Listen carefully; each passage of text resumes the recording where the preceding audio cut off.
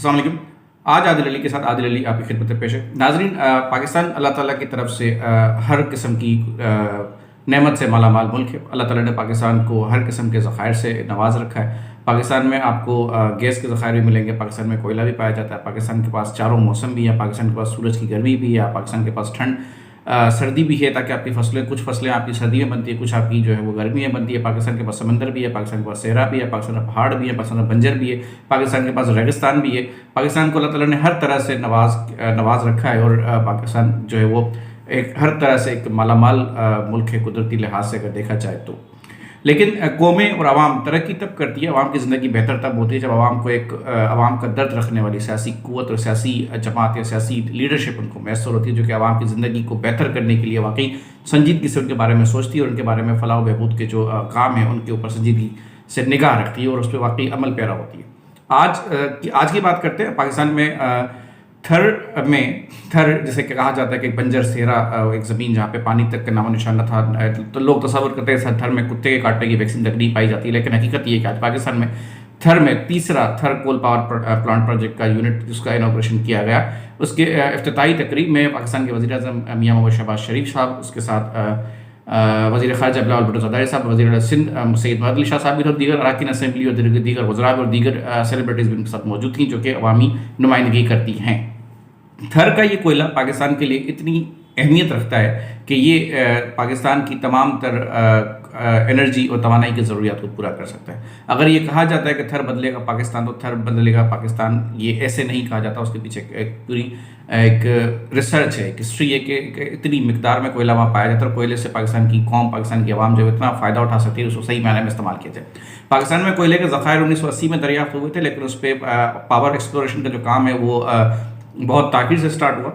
کوئی 5 سال کے قریب تو میرا خیال ہے کہ وفاقی صوبائی حکومتوں کے مابین ڈیڈ لاک رہا کہ اس کے اوپر کام کس طرح سے شروع ہونا ہے، کیونکہ پاکستان کے دیگر میں سیاسی مسائل جو ہے اس پہ نہیں جانا چاہتا. انڈیا میں بھی اسی ریگستان کی کنٹینویشن ہے. وہاں پہ انہوں نے 1970 کی دہائی میں انہوں نے یہ ذخائر دریافت کر لیے، تو وہاں پہ انہوں نے اپنی ایکسپلوریشن کو 70s میں سٹارٹ کر دیا تھا، جو کہ اب ان کے ذخائر جو ہیں قریب ختم ہونے کے برابر ہے. پاکستان کے پاس اب بھی اتنی مقدار میں کوئلہ موجود ہے صرف تھر میں، اگر دیگر جگہوں کو چھوڑ دیا جائے تو پاکستان میں اتنا کوئلہ موجود ہے کہ پاکستان آئندہ کئی دہائیوں تک اس سے مستفید ہو سکتا ہے، اور اپنے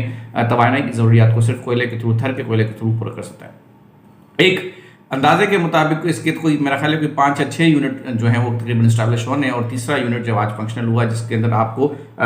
جو 2 یونٹ ہیں پہلے وہ تقریباً 2000 میگا واٹ کی بجلی پروڈیوس کرتے ہیں. جو تیسرا یونٹ جس کا انوگریشن ہوا وہ 330 میگا واٹ کو پروڈیوس کرے گا، اور یہ آپ کی توانائی کی ضروریات کو کور کرنے میں آپ کی فیسلٹی آپ کا معاون بنے گا. عوام کی زندگی میں اس کی جو ہے ایک اچھی کنٹریبیوشن، اور یہ پاکستان کے لیے ایک مثبت قدم ہے. پاکستان میں اس وقت اگر آپ دیکھا جائے تو دیکھیں پیپلز پارٹی کی گورنمنٹ، نون لیگ کی گورنمنٹ، پی ڈی ایم کی جو حکومت ہے، بیسیکلی بات یہ کہ عوامی نمائندے جو ہوتے ہیں وہ ایک بد سے بدتر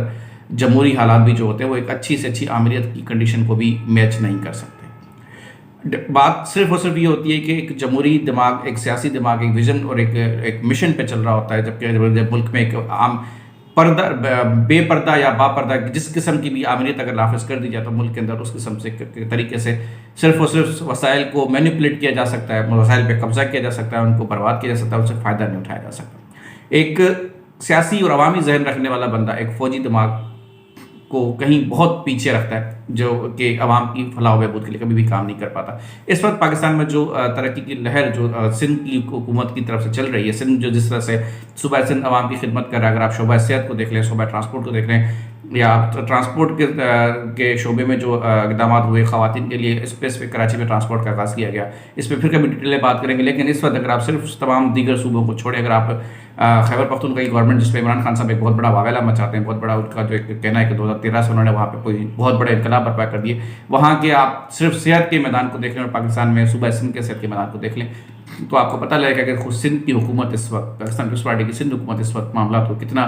سنجیدگی سے لے کر چل رہی ہے اور عوام کے لیے کتنا کنسرنڈ ہے. صحت کے شعبے میں انقلابی اقدامات کے بعد ٹرانسپورٹ کے بعد اگر آپ دیکھیں تھر کول، تو اگر آپ دیکھیں تو یہ سارے کے سارے عوام کی زندگی کو بہتر بنانے والے وہ اقدامات ہیں جو عوامی سہولیات کے لیے